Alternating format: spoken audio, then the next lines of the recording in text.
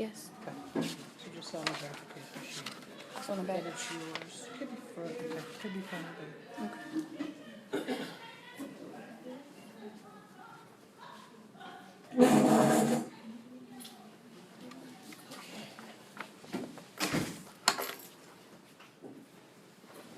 All right, so let's start where we start.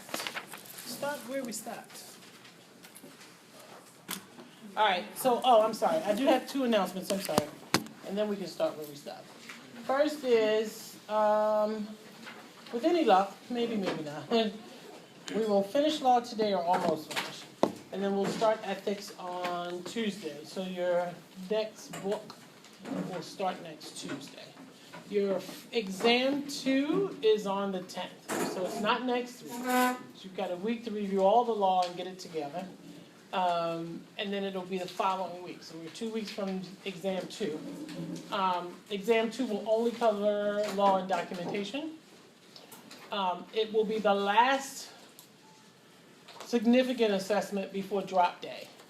So at that point, you will know where you are. And we're going to have to make some talks and conversations about where people stand. The last day to withdraw without penalty is the 21st. So if you haven't made note to yourself, make note to self that that's the day. So I would suggest that you kind of know where you're at that point. You will have exam 2 back by then. You'll get it back on the 17th, which is a few days before that date. And at that point, I've kind of left my schedule open that week a little bit more than normal in case people need to meet to figure out what they want to do. Once that date passes, there's nothing I can do. So if you decide to ride past the 21st, wherever your grade is on the last day of class is where the grade is. Okay? So I'm saying it to the whole class, not anybody in particular. Everybody knows their own individual situation. I would also challenge you to make sure that you look at the reentry policy. Because if you get a failing grade, you have officially failed the first attempt. So some of your thought may be, what if I do plan to return, what is the policy? So go back and look at the readmission policy and make sure you understand what that is. Are we clear? Everybody clear? Good. Okay, so it's on record and all y'all got tape that you've been told that. Okay. I don't like to wait till the last minute. Hopefully we won't have to worry about it, but I have to at least tell you. All right, so let's go to Code of Ethics. We stopped with confidentiality, and we talked about kind of how that falls out. So that was C. So I'm at D under Title 10 for Code of Ethics. So D says the physical therapist shall provide information about fees upon request by the patient. And that's truthfully either one of us. So PT or PTA, if the patient says how much is my treatment or how much is the evaluation, we have to be able to give them, if not the information, who they can go to for the information. So most facilities, unless it's a private practice, will send the person to patient accounting, and they then give them the exact number. We don't always know the number, because fees change. So we should be at least able to direct them to the right person, all right? You can't say, oh, I don't know how much it costs, and let it go. The physical therapist may not dispense or supply physical therapy equipment unless it is in the best interest of the patient. So that kind of falls back to one of the things under grounds for reprimand as well. Remember where we talked about that we can't give people stuff they don't need. It's in our Practice Act now, beyond just being unethical.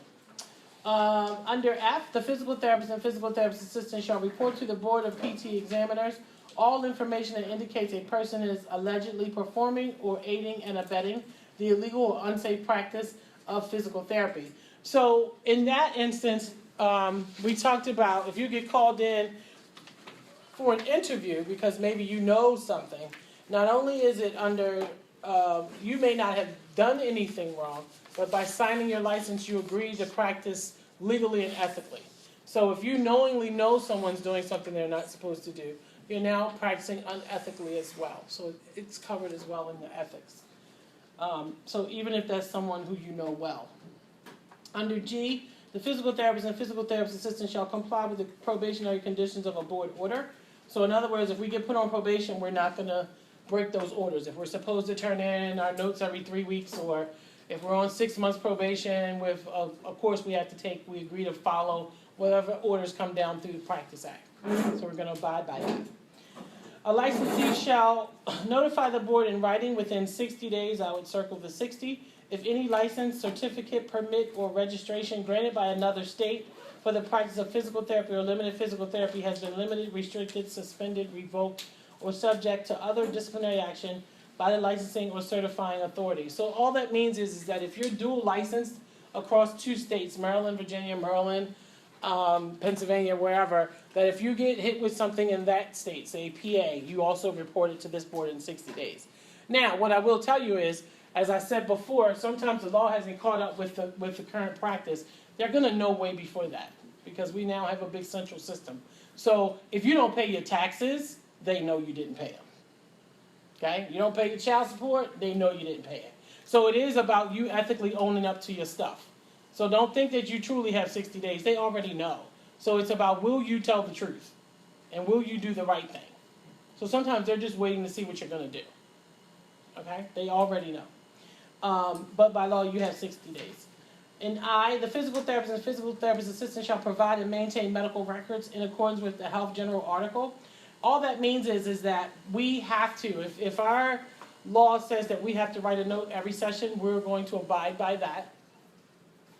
If it says that we're going to date and time our notes, that we date and time our notes, that we sign our notes, that our notes are in compliance with what we're supposed to do for reimbursement of the patient. Because here's the problem.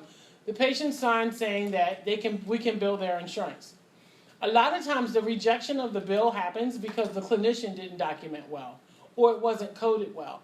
The problem with that is the bill ends up in the patient's lap, not yours. So it says that if my insurance company denies the bill, I'll pay it.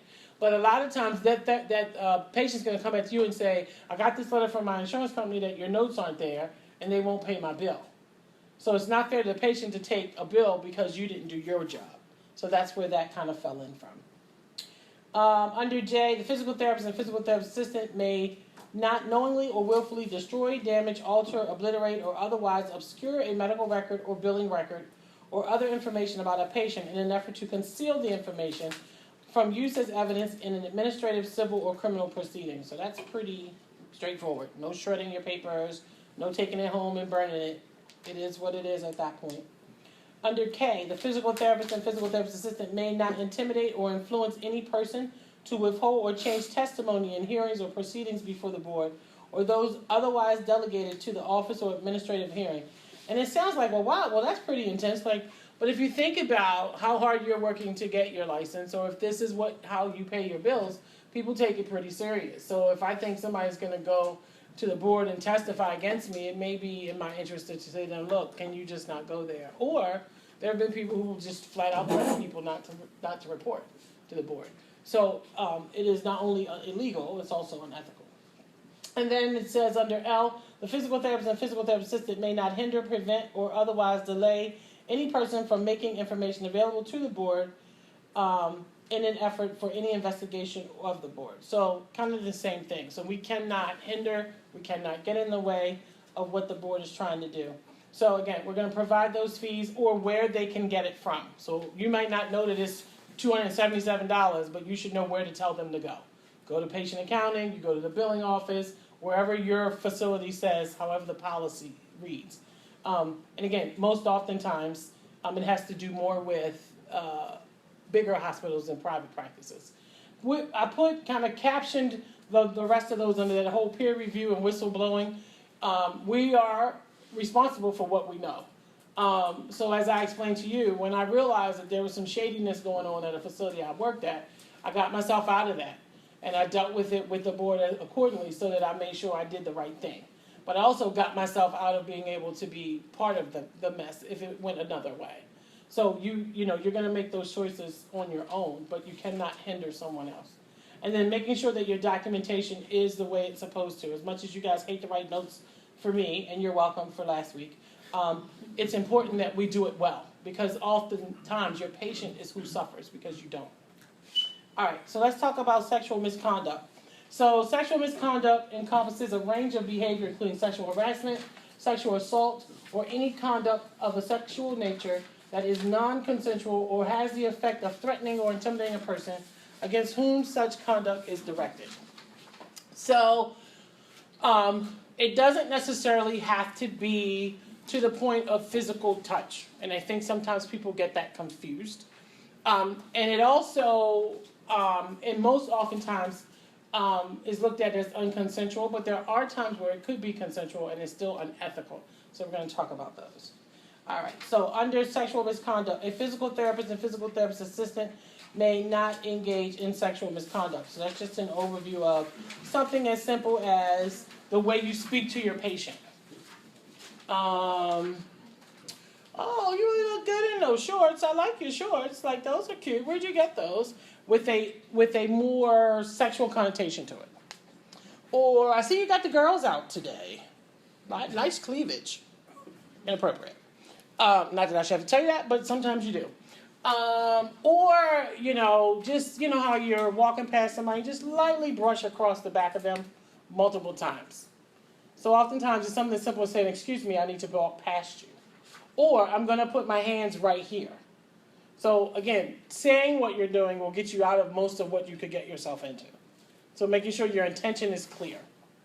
Okay? Under B, sexual misconduct includes but is not limited to sexual behavior with a client or patient in the context of a professional eval, treatment, procedure, or service to the client or patient, regardless of the setting in which the professional service is rendered. What that means is that we cannot have sexual contact with our patients, period, regardless of whether they consent or not. And also, it doesn't matter if you're doing home health. So even if you're in that person's home, you still are working as a professional in a professional role. So you have to be mindful of boundaries. And again, home health is harder because when you're going into someone's house for financial reasons, they're usually not going to send a chaperone with you. So there's not another person there that can kind of watch your back. So it may be that you're asking the family member be present whenever someone visits. They do that a lot with home care. Can someone be home with you? So that there's another person in the room. And it's not just you and the patient alone. So that everything is very clear. Under 2, sexual behavior with a client or patient under the pretext or diagnostic or therapeutic intention or benefit. Let me tell you where this has come up, and it'll come up again in number 9. But we do a lot of video. I work in peds, so our kids run around in their pants, underwear, and diapers when we're trying to look at their walking and their hips and their knees. So sometimes we'll say to the family, if it's a little kid, we're like, can you put them in a onesie so the diaper is covered, with the little one-piece little jumpsuit. But oftentimes we'll roll their pants all the way up so we can look at their hips and their knees. Or we'll ask the parents if we can take them in a smaller part of the gym and then take the pants off. Like if now they're wearing these real tight skinny jeans where you can't get the legs up. But we need to be able to see their legs, especially if we're videotaping them or we're assessing their gait. So sometimes they're in their little Superman box underpants or Wonder Girl underwear. So we actually make sure that we put them in a place where it's only the parents and one other person and whoever is videotaping. Because of child pornography, it could be seen very differently from someone else. So the families actually have to sign a consent to be videotaped. And they also sign the actual tape so that they say, I was present, I knew what it was for, I understand the intention. And in the consent, it says this is for the intent of gait analysis or whatever it is we're doing. So they have to sign that. And we do not video or photograph our kids without a parent in the room. Okay? But it can very easily be misunderstood that way. So if we're doing a gait assessment and someone happens to run up and see that tape, it could be a problem. All of our tapes have to be destroyed in a year, and they're always secured. So they're not just in an open gym somewhere for someone who may have a different intention. Okay? Under 3, solicitation of a sexual relationship, whether consensual or non-consensual with a patient. So let's say, you're working in a clinic and you have this patient who's just so hot, you can't stand it, and you want to date them. You cannot date them. You have to get off that case. This is not someone you can openly treat. You have to kind of remove yourself. Various facilities have a different policy. Some people have a non-fraternizing policy for 6 months. Some places have a 1 year, what they call non-fraternizing, which means I can't date Santosh for 6 months after he's no longer been my patient. Or I can't date him for a year. Or I can't, we can't have a relationship because I treated him as a clinician. So when you sign your new employee policies, make sure you know what they say. because some people have a non-fraternizing policy, just like they have a non-compete. So some facilities will say, you can't go, like for, Mount Washington doesn't have one, but let's say Mount Washington says, you can't work for another pediatric hospital for 90 days after you resign from here. They don't have that. But there are hospitals who do. So that means that I would have to go into geriatric care or outpatient or somewhere that's not the exact same as they are. So I couldn't go to, say, Kennedy, because we're kind of almost on the same page. Does that make sense? So you have to make sure you know about those policies, fraternizing policies and compete policies. Yes? Compete policy, that's what that's. Compete would mean if you went with someone who is, because the question is, would your patient follow you where you go? So do you have the possibility of taking work business from that place if I left? Would your patient follow you? So it's compete policy and fraternizing. And non-fraternizing policy. Okay? Number 4, sexual advances, requesting sexual favors, pretty clear. Okay? Number 5, therapeutically inappropriate or intentional touch of a sexual nature. Again, I think this one is more that we didn't say what we're doing. So if I'm trying to drape a patient because I want to do e-stim on the quads and I really need to get up here to the iliopsoas, I need to say to the patient, this is what I'm doing. Or can you take the sheet and pull it up so that I can at least see this part of your skin? So I think more often than not, we're just not telling them what we're doing, and so people are misinterpreting your touch, but you have to be careful. Or, here's the other thing. Let's say we accidentally brush against a woman's breast. You can't laugh, oh, sorry, I didn't mean to get a free one. I know you're nervous, but that's not the answer. The answer is, I'm sorry, excuse me, I didn't mean to touch you. Are you okay? So that they know that it was no intent, instead of trying to laugh it off. But some people just have that kind of, let me zing one out there because I'm stressed. And they'll do it out of just self-reliance, just to get themselves out of a mess. They'll make a joke. But the problem with that is now you've really turned yourself into a mess because it's a fire. When all you had to say was, I'm sorry, I didn't mean to touch you there. Can you do this? So maybe, can you take the towel and tuck it better? Or, so just being sure that you talk to somebody. Or have your second person pull a tech in the room. Can you come and sit in the room with me? Okay? I have quite a few adolescent young men who I will have the person come in the room. I'll pull Miss Lisa. Miss Lisa, can you just come sit behind the curtain because I got to pull the curtain? And they're like, what's she doing? Just hanging out. We just all hanging out, making sure everybody's good. And I'll have her come back there. One, because unfortunately, we're in healthcare, sometimes, especially young men or older, or men in general, will sometimes have these, spontaneous erections that they don't mean, and they're embarrassed, or whatever happens. It happens when you touch people. So you want to have someone else in that room who can say what was going on behind that curtain. So your best bet is to have a chaperone, either from your facility or somebody in their family who accompanies them to those appointments when you're going to be in those real touchy places. Because unfortunately, that's part of what we do. Okay? And making sure you explain. Just like with massage, if you're going to pull the pants down to where the glutes are, you need to explain what you're doing. Okay? And why you're exposing them. A verbal comment of a sexual nature, so I kind of threw one of those out there. Physical contact of a sexual nature with a patient, which makes sense. Discussion of unnecessary sexual matters while treating a patient. And I'll tell you, this happened to me years and years ago. Early out, I was treating a lot of spinal cord injuries, and I had a young man who was about, I think he may have been 17, already had a sexual history. He was already sexually active, and now he's a T12 para. So he says to me, what am I supposed to do about sex, Miss Sonia? How am I supposed to do? I'm like, why are you asking me this? He's like, well, how am I supposed to get in a position, and is there different ones? And I'm like, oh, Jesus. So I said, wait a minute. So I walked out, and I went to the PG. I'm like, he's asking me all these questions, and I don't really know where to go with this, and am I supposed to go there?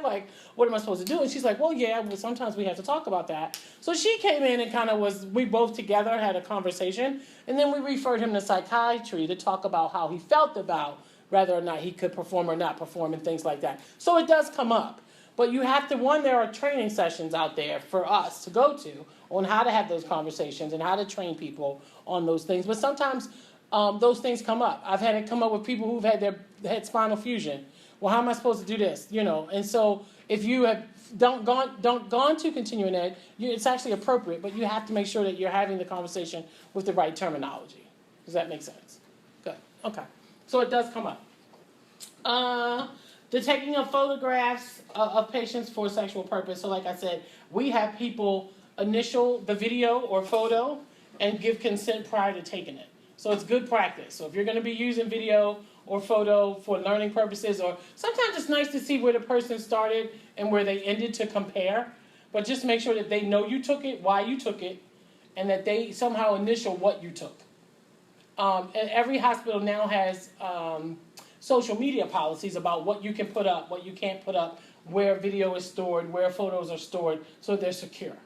So just make sure you don't make a mistake. Because if you happen to load it up on your personal drive and it ends up out there, now you've got to prove that wasn't your intention. So it's better to be forward thinking than backward thinking. Okay? Sexual harassment of staff or students. So as PT people, that applies to you guys. So none of us in this profession should have a sexual relationship with you, whether it be your CI, whether it be one of your instructors, or anyone who has any leverage over you at this point. So our board put the student in the code of ethics for that reason. Because oftentimes you're in a position of being intimidated a little bit because that person, your grade is in that person's hands. So if your CI wants to take you on a date, you might not be as forward to be like, no, I'm not interested, because you're thinking, are you going to fail me if I say no? So you may not have, it's not an even playing field. So unless the field is completely even, it's inappropriate. So this is one of the few times they capture the student. An unnecessary central act or comment. So again, some of those little sly remarks, dirty jokes. You know, you always have people who think it's funny to tell a dirty joke. I have a lot of patients who tell them to me. And they'll say, can I tell you a dirty joke? No, not really. Okay, well, it's not that bad, so I'm going to tell it to you. You're like, no, really, let's not. And they'll still do it. Especially, I don't know why, you senior people, they just do it anyway. Male and female. I had a little old lady, she's 95, told me the dirtiest joke I think I've ever heard in my life. And I was like, she was like, it's not that bad. I'm like, yeah, it was bad. But no matter what I said, she was going to say it. I think, again, your due diligence is to try to stop that conversation, but you can't, gag them in the mouth or do something to them. So if they're going to do it, I think it just needs to be clear what the boundaries are, and that maybe you shouldn't say that right now. Sexual contact with an incompetent or unconscious patient. That one always makes me queasy, but it's very self-explanatory. If you look at penalties, violations, again, it's the same thing. You could get probation, suspension, revocation, and a penalty not to exceed $5,000. So the difference between, again, our code of ethics and kind of the standard of practice in law is that you could be penalized in the board because it is now part of our practice act. They put the code of ethics with the law to say we can get you for these things too. So sexual harassment, sexual misconduct can actually land you without a license. Okay? Whereas, though, when we get to ethics next week and we talk about professional ethics, it may not necessarily get you fired, but it definitely won't get you on a favored list. So there are definitely things that you do that aren't the right thing to do, but it's not illegal. Okay? Awesome. Yes? So we have reviewed what a clinician should do with a patient. But what if the clinician is put in a situation whereby it's the patient that is coming on to them? Now, in page 1, we are not allowed to refuse anybody based on their color, creed, sex, or sexuality. So if my patient is coming on to me, and I don't, from this page, I can tell my supervisor I don't want to treat them. At the same time, too, where would the clinician be rescued in this situation? Well, I mean, the thing about that, and I mean, it happens a lot. I mean, let's just be honest, it happens a lot. The first thing you do is say, oh, that's, I appreciate that, but let's keep this professional. That usually is enough for that person to just stop whatever it is. Oh, I see you got a ring on. Is you really married? Anybody ever had that question before? Are you really married? I'm like, well, what's the difference? I got one on. Because there are people who are kind of married, but they're not really married. And I'm like, well, what does that mean? So in other words, they're saying, well, you step outside of your relationship, or are you just really, really committed? So I've had patients flirt with me all the time, and the first thing I say is, you know what? That's so sweet, but let's keep this professional. I'm your clinician. You're my patient. We've got a line. Don't cross it. And usually people back off. If he was persistent and he just kept coming for me, then I would go to Santosh and say, hey, Santosh, can you do me a favor? When Mr. G comes from now on, can you take him? Because I've had conversations with him. I've documented those conversations while he continues to come at me inappropriately. I would give him to Santosh, and I would take one of Santosh's patients. If he continues to flirt with Santosh, then we can go to the director who may have to come to him and say, you know what, we can no longer provide services for you because we have boundary issues that you can't comply with. So there are plenty of steps beyond that. The issue I think comes up is someone, like a patient says something inappropriate, you're like, you're so funny. Okay, so then move your leg and you don't address it. So you kind of let it lay, and then all of a sudden it becomes more aggressive, and then you want to call foul. You got to call foul in the beginning. So I think as long as you're clear on what your boundaries are and you've laid it down, it's okay to kind of go that way. And sometimes you have to look at like just the person's cognition. Like I had an older man a couple months ago. He was adorable. His son like almost passed out and died because he was so inappropriate. But I mean, he had Alzheimer's. He was somewhat demented. Girl, back in the day, tore you up, girl, tore you up.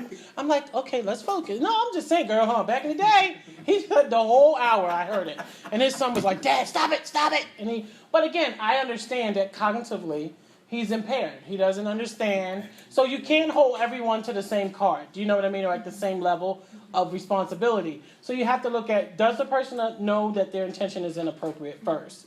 And then you redirect from the beginning.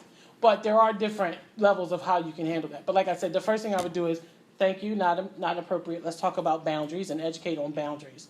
If he continues to come after me inappropriately, I give him to someone else.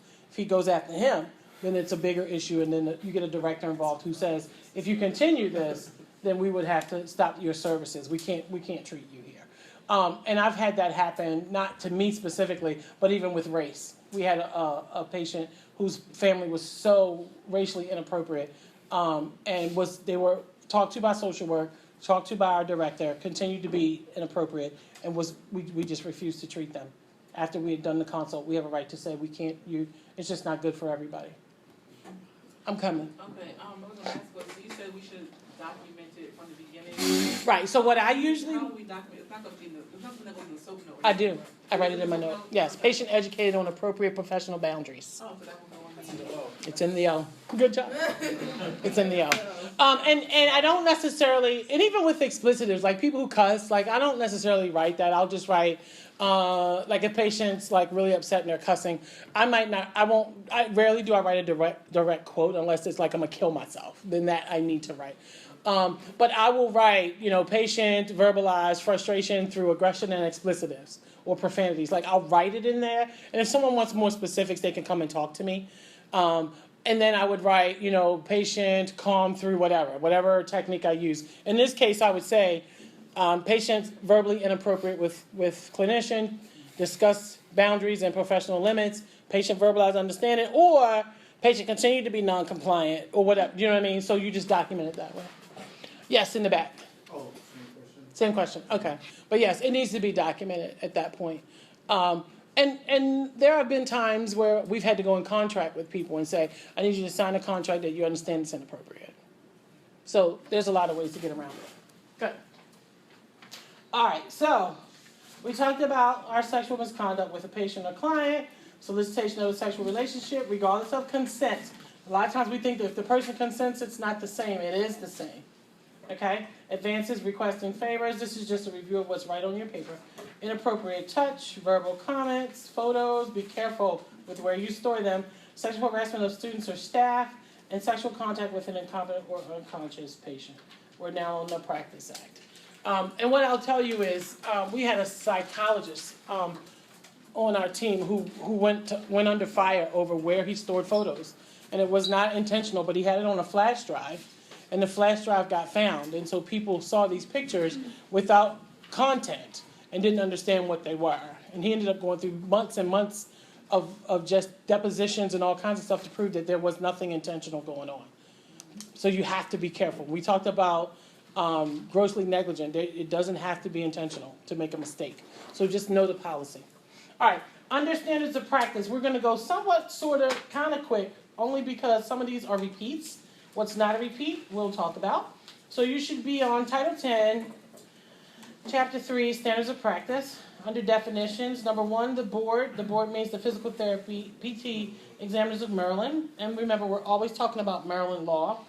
Number 2 is clinical hour. I would, make sure you understand that one because we're going to talk about how many patients we can see in a minute. Clinical hour means an hour in which physical therapy or limited physical therapy services are provided at some point during the hour. So clinical hour. Electronically signed means an electronic sound, symbol, or process attached to or logically associated with a medical record and executed or adopted by a person with the intent to sign the record. So your e-sign or electronic signature is when we're doing online documentation. Okay? Some facilities, such as mine, if you print your notes, so let's say V comes in and says to the medical records team, I need my PT notes. If they print my notes for him, I have to hand sign the printed note. Just like you got to sign your work, I have to sign it. So even though it's e-signed, when they print it, I have to then go behind it and sign that it is mine. Because the thought is that if he's taking that to an attorney, I have read through it for accuracy, that no one has changed anything. Okay? So e-signatures, once printed, I don't see your fingers moving, requires your legal signature. As long as it's in the system, it's in by a PIN number. But once someone prints it, you have to then sign it for authenticity that it is the original work. Evaluation means procedures in which, but are not limited to, testing of strength, sensation, and reflexes, goniometric measurements, and their interpretation. So we can take them, we can interpret them. Assessments of function, muscle tone, developmental levels, accessory motions, posture, and pain scale. Goals means the expected functional outcome as a result of therapy. We've talked about that one before. Group therapy means treatment procedures provided simultaneously to 2 or more patients that require constant attendance but not one-on-one contact by the physical therapist or physical therapist assistant, and can be but need not be the same treatment procedure. What does that mean? So what that means is if I have these 3 people on my schedule, these 3, they're on my schedule at 2 o'clock, okay? I'm treating all 3 of them in a group. They need constant supervision. So what is that under the levels of assist?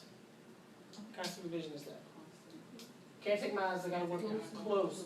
So they all require at least the close supervision. If there's supervision, they don't necessarily need to be in the group, but they need me to be there, okay? So let's say I'm working with all 3 of these people. I might have Ray on the bike pedaling up, warming his knees up, okay? And I might have Dina on the treadmill, she's doing some walking and I'm standing next to her while, Miriam is on the mat doing exercises. So I'm watching the 3 of them. They don't have to be doing the same thing. What you need to look at is the complexity of the people in the group, okay? So if she needs mod assist on the treadmill, can I group her with these 2 people? No. Not if you're on the mat, he's on a bike, and I'm way over here doing 50%. I can't be giving these 2 the supervision they need to make sure they're doing what they're supposed to do. Okay? The other scenario is, let's say I have these 3 people in a group, and we're working on gait. I'm walking them. Okay? So I walk with Dina first, so I get her walker, and her and I take a walk while these 2 rest. Then Dina comes back, and then I take Miriam, and I walk with her while these 2 rest. And then you sit down, and I walk with Ray while those 2 rest, and we keep doing that for an hour. Okay? So I can do the same procedure or the same skill with the 3 of them, with each of them getting a break. But it must be billed as a group. I'll say it again. I can do 3 different things as long as their level of assist or complexity is not so high that one of them takes too much of my time. Or I can do the same thing with the 3 of them, but it must be billed as a group. So that means I don't bill each one of them separate. They get a group charge. And we're going to talk about charges in about 2 weeks and how we bill for our time. Okay, so that's a group. History means data that is pertinent to the current physical therapy problem. What does pertinent mean? Necessary. Need to know that. Hour means a 60-minute increment during a calendar day, which is calculated by dividing the day's first, now this is deep now, the first physical therapy or limited physical therapy services started and ending when the last physical therapy or limited physical therapy services terminates to the last consecutive increment of which may be a fraction of an hour. What the world? Okay? So the treatment day or hour is when do you start treating and when did you stop? Okay? So let's say, all right, I'll take yesterday. Yesterday, I worked from 6:30 a.m. to 8:45 p.m. Right? That was my schedule. Okay. Now, 6:30 a.m., I did not treat anybody. Because ain't nobody getting up over there at 6:30. I went in, I read my notes, I tried to see what was going on throughout the day, did my chart reviews. Okay? So that's not a treatment hour. Okay? I started patient care at 7 o'clock. Okay? My last patient or session ended at 7:30. Okay? This is my billable time. Does that make sense? So this would be my billable time. This is when I wasn't, these are just extra time. So when my first patient to my last patient. Those are the hours they're talking about. Okay, you're going to need to know this when we get to how many patients we can see. 7 a.m. to 7:30 p.m. Is what they're calling my hours. My billable hours. Okay, under interpretation means the analysis of findings for the purpose of establishing and justifying the plan of care. So who did we say does the interpretation? Okay, the PT. License number means the Maryland Physical Therapy license number issued by the board. That makes sense. Onset means the date of occurrence of the condition for which physical therapy is being provided. So what day was the surgery? What day was the injury? When did it start? That's the onset date. Physical therapy aid means a person who performs certain physical therapy duties under the direct supervision of a licensed PT.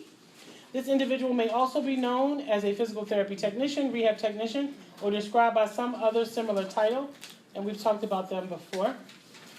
Plan of care means the plan of treatment aimed to achieve the anticipated functional goals. We know what that is.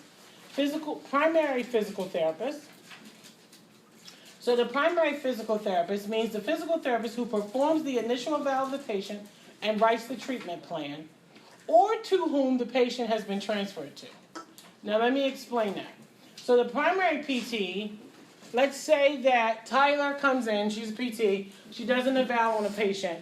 She's now that primary patient. She's the primary. So what that means is that ultimately the patient is her responsibility, even if she gives the patient to me. So let's say she does the eval, she writes the plan of care, and she says, hey Sonia, I got this total knee patient I want you to take, here's the eval. She still is the primary PT. I need to know that as the PTA because I need to know who to go back to if I need new goals, if I need help with the plan, and who's going to discharge the patient. Okay? So until the patient is discharged or transferred, she's the primary. So she's legally responsible for the patient.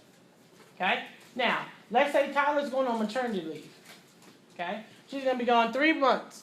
She can't be the primary PT because I won't have access to her for 3 months. So she'll go over to Dina and say, hey Dina, can you be primary for Miss Branch? Because I'm not going to be here. So she will transfer the care to Dina. Dina will sign off on the plan, I agree with this plan of care, or change it. And then she now becomes the primary. Does that make sense? Now this happens more often when we have on-call staff. So on-call staff are people who are not full-time that kind of come in, usually on the weekend, sometimes during the week, to help the primary staff, the primary team. So let's say that Brandy is an on-call PT. She worked on Saturday, okay? She did an eval on 6 patients that came in. But she's not coming back for 2 weeks. She doesn't work there every day. So she's going to write at the bottom of the eval, transfer of care to primary PT on staff.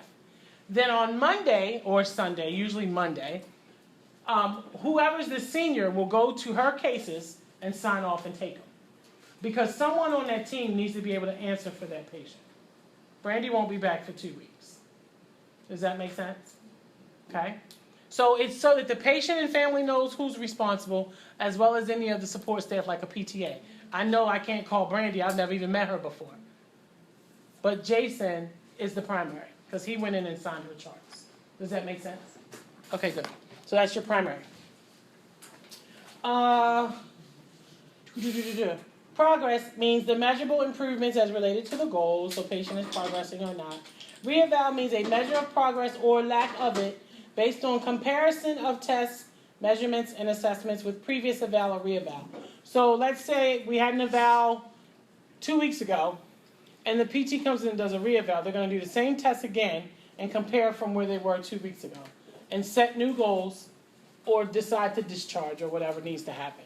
So that's the reeval. So when you see a comparison, you know it's a reeval. If you see initials, you know it's the first eval. Question. Yes. So if the patient came in, the PT evaluated them, the PTA has been seeing the patient all that time, can another physical therapist reevaluate the patient who's not the primary? We're going to talk about that in a minute when we get to supervising PT. All right, so requirements for documentation means the requirement as set forth in regulation of this chapter as established by the American Physical Therapy Association of Maryland and approved by the board. We're going to get to our requirements when we get to the breakdown. Response to treatment, think of that as your assessment. So it means a brief statement of the patient's condition at conclusion of treatment. What was the response? Did they tolerate it well? Did they not tolerate it well? Are they progressing? Are they not progressing? What's the response? So think of that as your A. Services means the evaluation or treatment or both as appropriate of the patient. So what services did we provide? Signature and title means the name of the physical therapist or physical therapist assistant written by that person or electronically signed by that person in accordance with federal and state law, and followed by the title of PT or PTA and your license number. A stamp or a signature is not acceptable signature for documentation. So remember I said if it gets printed, I now have to legally sign. And we can't have a stamp with your signature and you just going around stamping papers. It needs to be your legal signature. You need to sign it. Student means an individual who is currently enrolled in a physical therapy or physical therapist assistant educational program approved by the board. That is you. Supervising PT means a physical therapist who provides direction, ongoing supervision to a physical therapist assistant regarding the care of a patient. Let me finish these two and then I'll explain the difference. Supportive personnel, again, is your aide or anybody who doesn't have a PT or PTA degree that works in that department. Okay, so your schedule person, your transport people, they're all support personnel. And then test results means the measurable and objectable findings obtained from the eval. So let's talk about PT and supervising PT. Brandy had a question. So let's say I'm going back to my PT. Who was my PT? You? No, you signed off on Brandy, right? Who signed off on Brandy? Brandy? Who knows? Okay, well let me start over then because I don't remember. So it was Jason. Okay, thank you, Jason. So Jason signed off on Brandy's evals, right? Because she's a weekend therapist. She's not going to be back for 2 weeks. So Jason's the primary. Now, like today, I don't work on Tuesdays because I'm here. Let's say Jason doesn't work on Wednesdays, and I picked up 2 of those cases from Brandy. Okay, so he's my primary PT. He doesn't work on Wednesdays. When I go to work tomorrow, I'm working with a patient, and I think there's a problem that I need to talk to a PT today.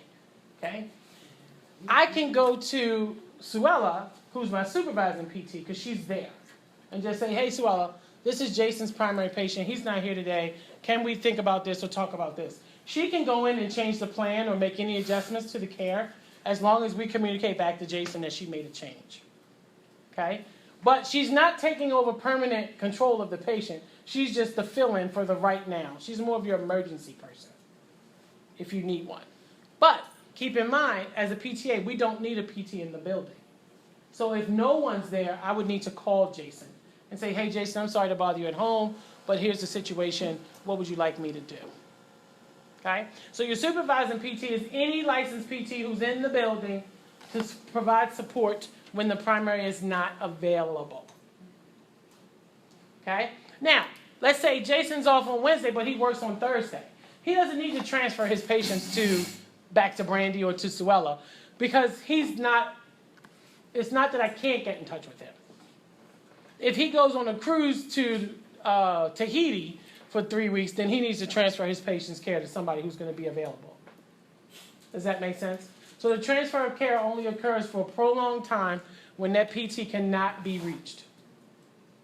But if it's like he's homesick today, he doesn't need to transfer his patients. He'll be back tomorrow if he feels better.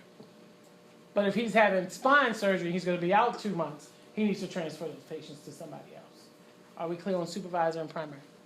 Quick question, so Brandy was the primary physical therapist, Suella was the Supervisor. What was mine? So no, remember, Brandy was the on-call therapist who did the evals over the weekend. You signed off on those 6 patients and gave me 2 of them. Okay? So I work Wednesday, you don't. And something comes up Wednesday, I can go to Suella, my supervising PT, talk about the right nows. And then when you come in Thursday, I talked to Suella yesterday, this is what we did. You can disagree with her too and change it back. But it gives her the ability to change it. I'm just saying my title would have been. You're the primary. So I became the primary when Brandy was. You became the primary because Brandy's on call. But by law, if Brandy doesn't transfer those patients to you, they are still her primary care patients. So she needs to transfer. Gotcha. Everybody clear on those 2? Yes. Can the substitute PT have a re-eval? They can. So if in his, let's say, in his absence, if like say he's going to be off Wednesday, he's off on Wednesdays, but the patient's re-eval is due by Wednesday. He can have talked to Suella and say, hey, Suella, I need you to do me a favor. Can you do a re-eval on that patient because I'm off tomorrow and they can't come in today, they're coming in tomorrow.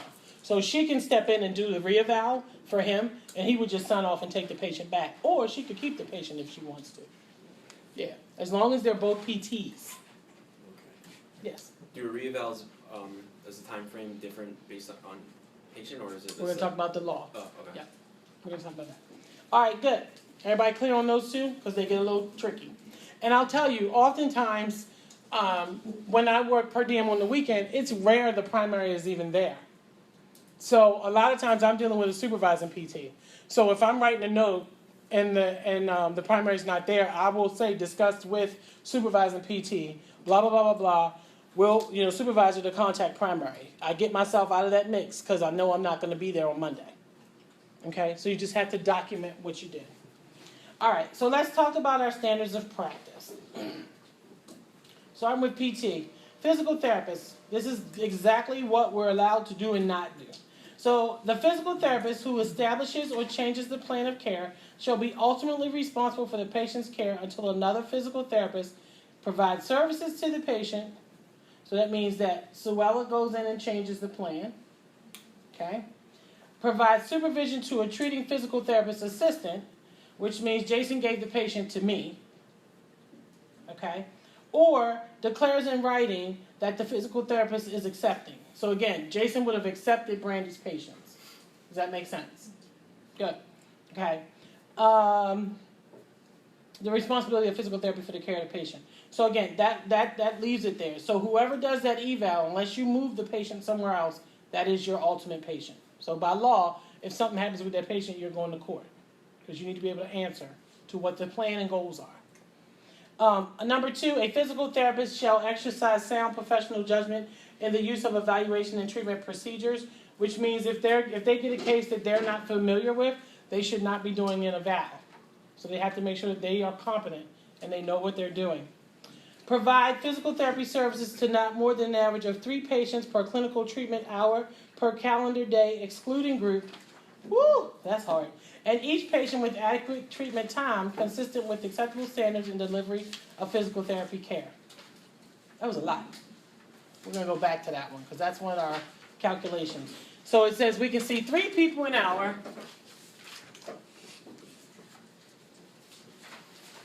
Max. Excluding groups.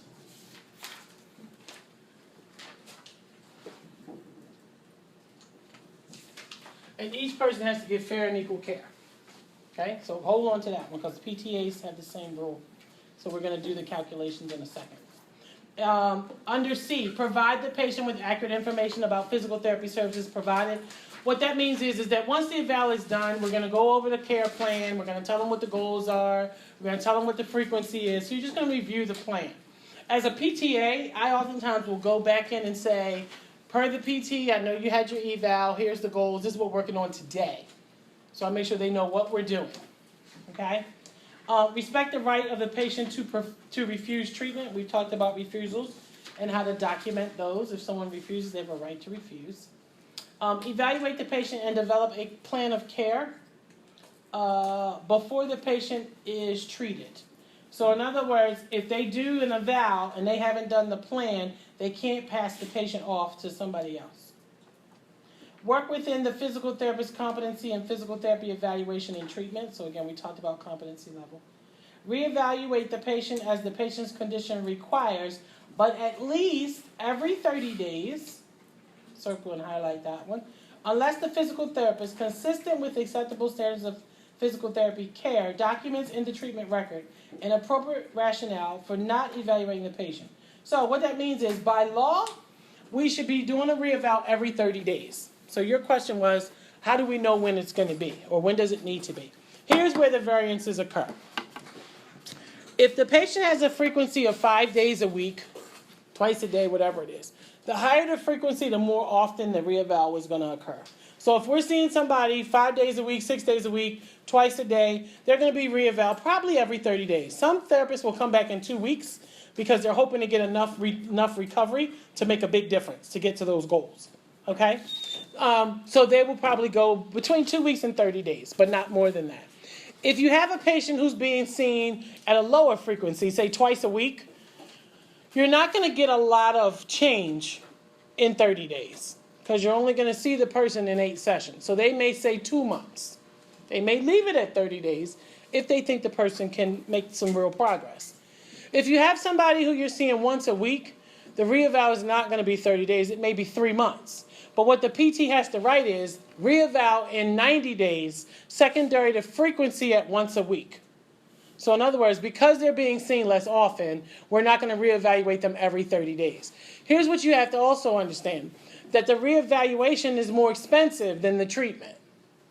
Some insurance companies will not pay for reevals over and over and over again. So now your patient ends up with a bill because you set the frequency too high. So it's a judgment call. And what they say is we look at the practice and the standard. So for you to understand, a higher frequency, you're going to look at every 30 days. A lower frequency of 1 to 3 times a week, they're probably going to extend that anywhere between 45 to 90 days. No one does a reeval longer than that because insurance pushes that it's done more quicker than that. Okay? But by law, it's every 30 days unless otherwise documented. And they have to talk about why it's not 30. Is that clear for the reeval? Good. Yes. How many visits can a patient get in a week? It depends on their insurance. If you're in acute care or in acute rehab, remember they got to at least get 3 hours of therapy a day. So that may be somebody who's getting 15 hours a week of rehab, PTOT speech. So I have some kiddos who I see twice a day. So some of my orthopedic kids, they might get land, they might get pool, they might get AM and PM. It depends on what their impairment is and how far they are from their prior level of function. Babies, they get once or twice a week because they're too young. So carryover is different. But it could be as high as 6 days a week, sometimes twice a day. Mm-hmm. Yep, it depends on the insurance and what level of care they're in. And the twice a day is going to be like 2 different bills, or is the twice a day going to be 2 different treatments, or still 2 different notes, 2 different charges, 2 different, yep. So technically like 12 times a week. Well, 11, because Monday through Friday is usually twice, Saturday is usually once. Yeah, so 11 sessions a week, yeah. Provide direct supervision of students and aides and preceptees. So what's direct supervision? They're in the room with them. In the One room, more time. and I can hear you. Good. Ascertain and periodically reevaluate the ability of students and aides and preceptees to perform their assigned duties. Now, as students, every time you go out, you'll have an evaluation that they'll fill out that says how you did. And they'll set goals if you're coming back. We're going to talk about how techs and aides are credentialed, or how they make sure that they're competent in the skills that they pass to them when we talk about in-service training when we get to them.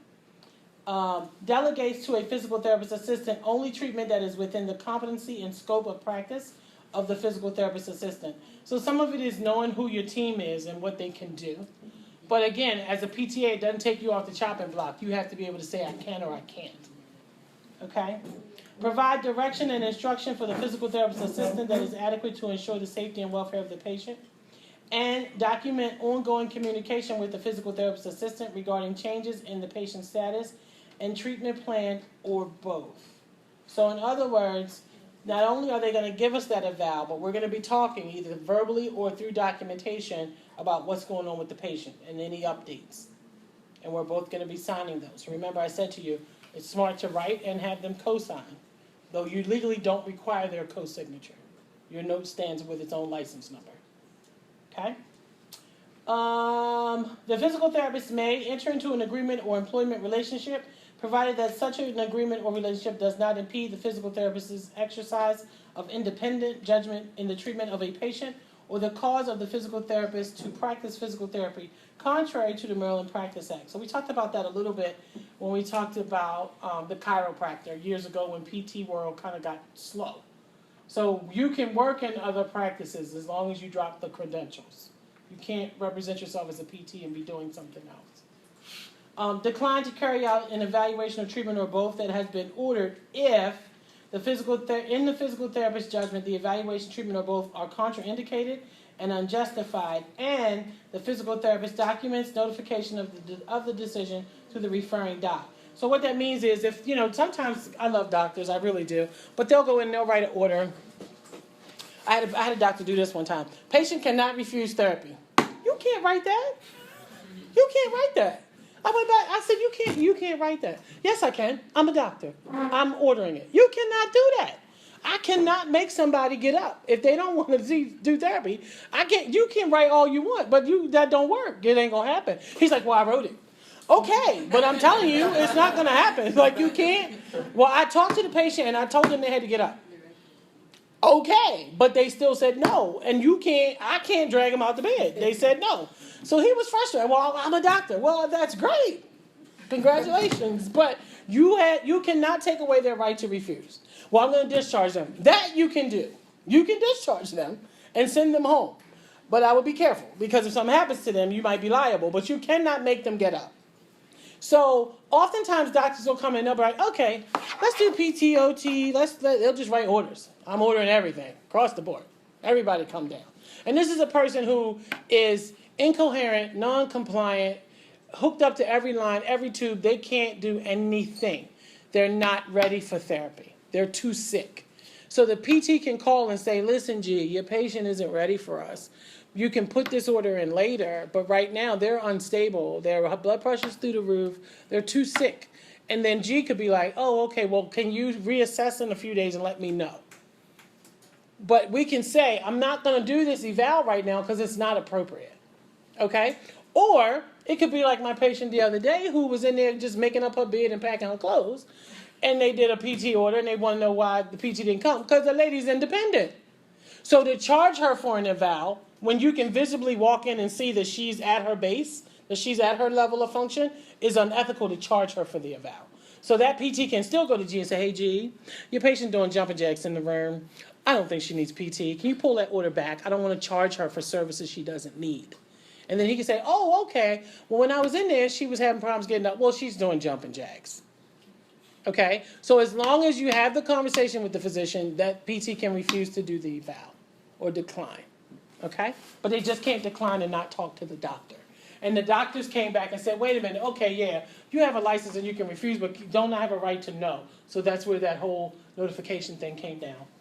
Okay? Good. Now, let's go to PTA. The physical therapist assistant shall follow the direction and plan of care of the physical therapist in the treatment of a patient.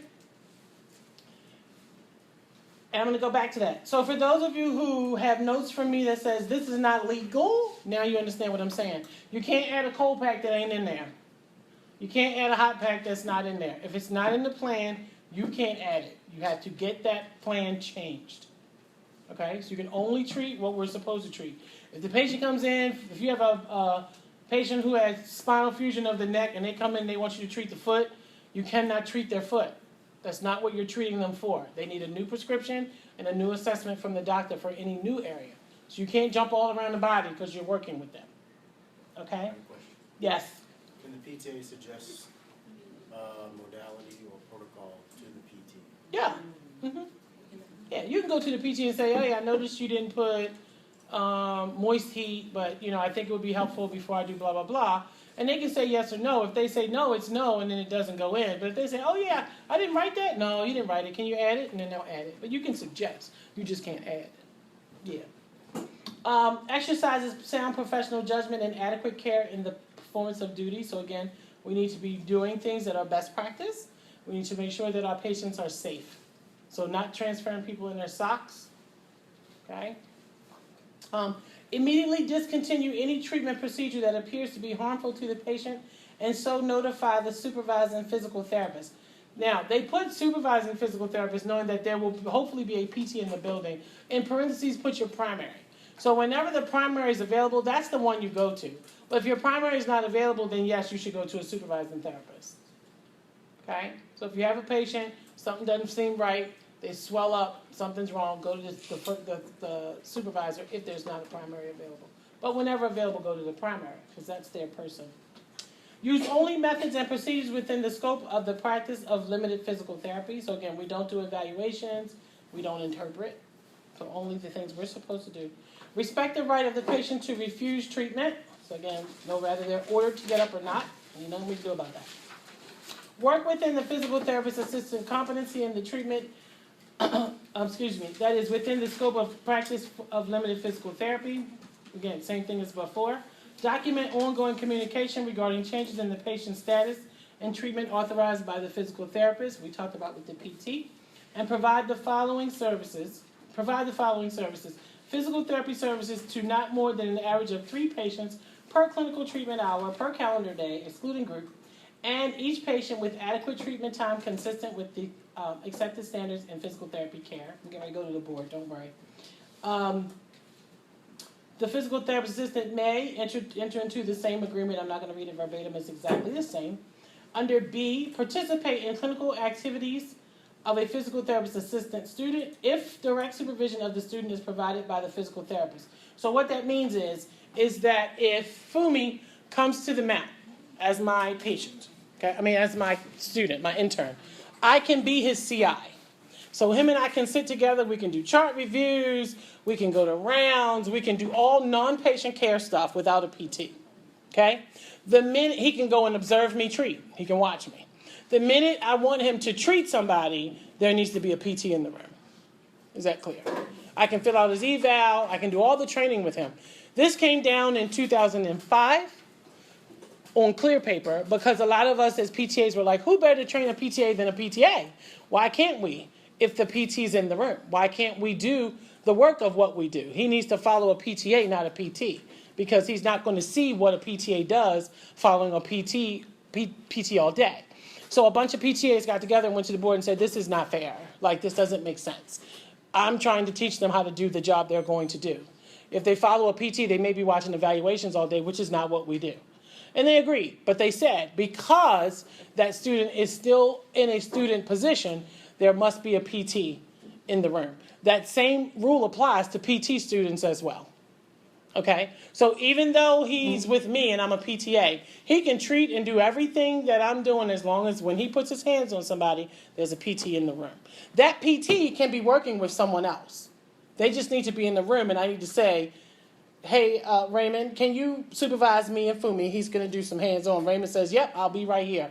And he's over there treating so that if I need to pull a PT, I can pull him over. Yes? Would this apply to a DPT also? Or no, it's just Any student has the same level of supervision. So with a PT and a DPT, would that count as a PT being in the room? Explain. Okay, they're DPT, which are doctors. They're still PT. What did we talk about last week with credentials? Is there a difference? In our law, does it make a difference? No. So whether it's a DPT, MSPT, BSPT, PT is a PT. So it could be a DPT, MSPT, BSPT. As long as they have a license to practice physical therapy, they can supervise me and Fumi when he touches people. If Raymond has to go to the bathroom and leaves, I take over and Fumi watches me. Yes? Yeah, in regards to that, you said only a DPT can read an X-ray. The X-ray, correct. So a PT cannot read an X-ray except a DPT. Unless you're a DPT. Correct. Okay. Yeah, that was kind of on that quiz thing, sort of. Yeah. Okay. The physical therapist assistant may not initiate treatment until the patient has been evaluated and the plan of care has been developed by a physical therapist, period. And a supervising PT has been assigned to the physical therapist assistant. Now, this gets tricky when they go back between primary and supervising. So your supervising PT, again, doesn't need to be in the building. You just need someone who you can call if something you need help, or someone who's there. So we can treat without a PT in the building. Good. Now we're gonna do these, and then we're gonna take a break, and then we'll go back to the requirements for documentation. Okay. So I said, let's do this. Whew, I don't even want to think about how many patients I saw yesterday. Yesterday was crazy. I could have used like 4 people to help me. All right. Now the law says PT and PTA have the same level of number of patients, right? You guys are going to need to know how many patients you can see in a day, because if you see too many patients, you broke the law. What will generally happen sometimes, depending on where you are, and I'll say more specifically in an outpatient facility where they're rolling. Where I'm at, I never get there. It's almost impossible for me to get there because my kids get an hour. So if I have a patient, I see that kid for an hour. Unless it's a baby, I see them for a half hour. So we don't double up, because try to treat a 7-year-old who has a brain injury with somebody else and you're going to lose your mind. It's not possible. Okay, so I worked yesterday from 6:30 a.m. to 8:45 p.m. How many hours is that? No crap. It's a whole lot of time. But how many hours is that? 14 hours and 15 minutes. 14 and a quarter. 14 and 15. Y'all better get a calculator. 14 hours. So The billing 14 hours and 15 minutes. So the first thing you want to figure out is what's the total number of hours. All right, so I worked 14 hours, 15 minutes, okay? Okay, now, from 6:30 to 7, I did 6:30 to 7, I looked at notes and stuff. I didn't treat anybody, okay? Let me think. 7, I had a patient. 8, I had a patient. 9, I had a patient. 10, I was in the pool. 11 o'clock, I had a patient. Noon to 1 p.m., I worked out. I just worked out. So that was not a billable hour. So I worked out at 12. 1 o'clock, I had a meeting. I'm trying to think. 2 o'clock, I had a patient. I ate during the meeting. I had a meeting. 2 o'clock, I had a patient. 3 o'clock, I had a patient. 4 o'clock, I had a patient. 5 o'clock, I had 2 patients. 6 o'clock, okay. All right, and then from 7:30 to 8:45, I did paperwork. Okay, now remember we talked about the whole hour thing, right? So the first thing you got to figure out is how many non-patient hours did I have? Okay, so that would mean we had to take out this 30 minutes. So we got a half hour here. We have an hour here where I worked out, so I wasn't treating patients. Then I was in a meeting for an hour and ate my lunch, so I wasn't treating. I should put lunch so y'all didn't think I starved. I did eat there. So I wasn't treating patients. And then for this hour and 15 minutes, I was doing paperwork. So now what you have to do is you found out my total hours, so my total day, okay? Now we got to find out what's the treatment hours, okay? So you have to take out any time I wasn't treating. So we got a half an hour here for my notes, so this is 30 minutes, right? And then we have 3 hours and 15 minutes here, plus that 30 is 3 hours and 45 minutes of non-patient care. All right? So then now we got to take that 3 hours and 45 minutes off the top of here. So now how many hours of treatment time do I have? You should have 11 hours and 15. Right? Because I have an hour and 15 minutes, right? 7:30, 8:45 is an hour and 15. This is an hour. That's an hour. So that's 3 hours. No, I'm tripping. That's 3 hours and 15 minutes. Right? 7:30 to 8:30 is an hour. 45 is 15. 3 hours and 15 minutes.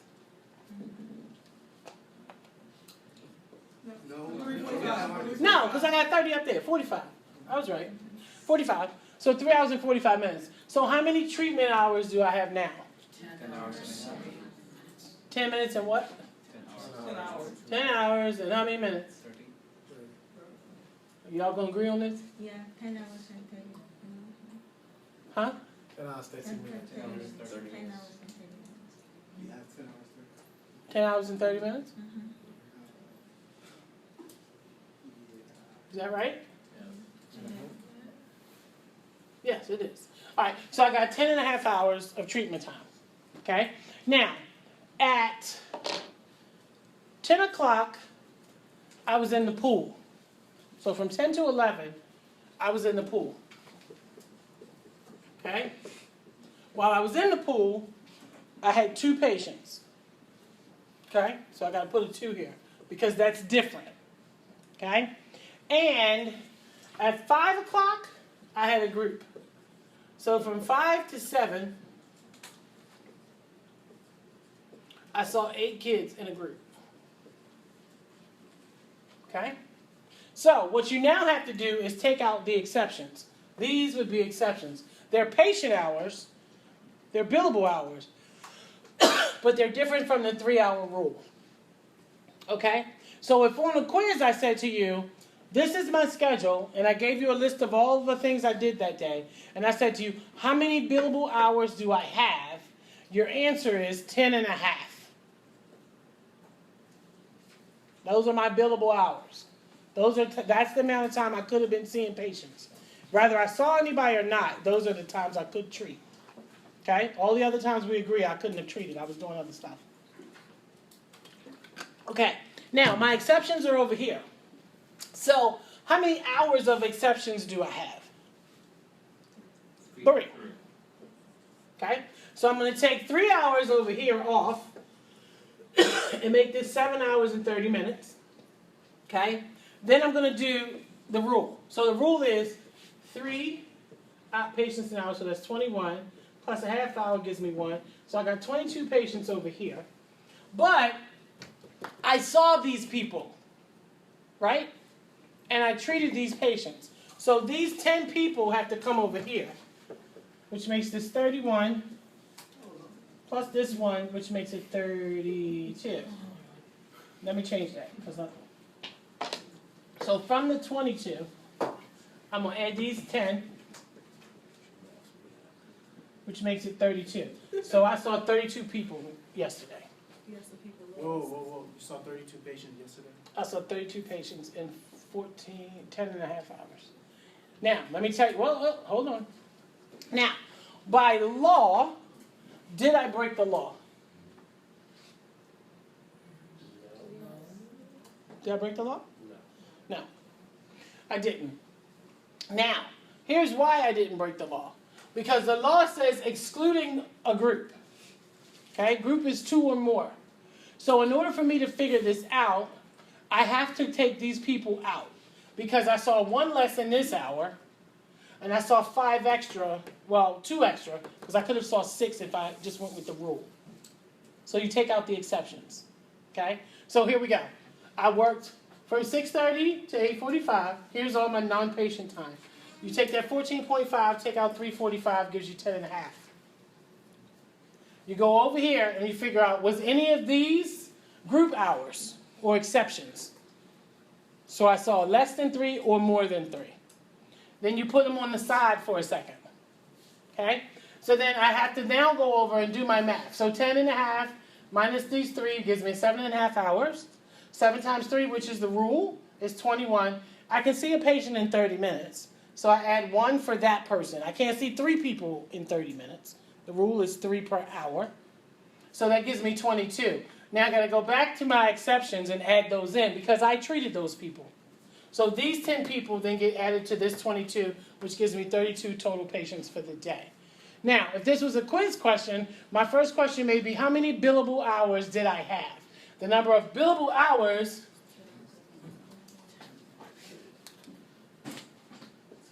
is 10 and a half.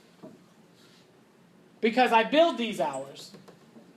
Okay, so don't take them out if there's a patient involved until you know how many I could bill. okay? Then I may ask you, how many patients could I legally see that day? And then that answer would be 32, because I treated and billed these people. Yes. So I'm going back to that, what's that time frame? Yeah.